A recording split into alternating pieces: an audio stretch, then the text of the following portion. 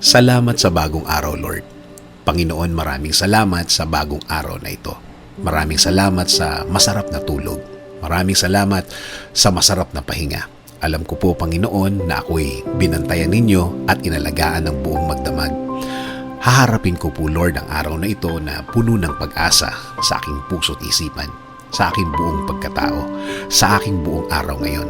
Alam ko po, Lord, na hindi mo ako iiwan ngayong araw na ito at patuloy niyo akong sasamahan at bibigyan ng guidance. Maraming salamat dahil ginising mo ako ngayong umagang ito at alam kong ang araw na ito ay magiging blessed dahil andyan ka, Lord. Punuin niyo po, Lord, ng kasiyahan o joy ang aking puso.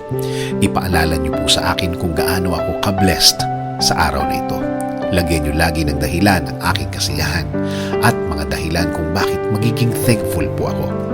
Kapag pumasok na po ang problema sa aking araw ngayon, i-remind niyo po ako ng inyong pagmamahal, ng inyong presensya, ng inyong kabaitan, ng inyong pag-aalaga, na kayo po ay laging andyan para ako'y alalayan.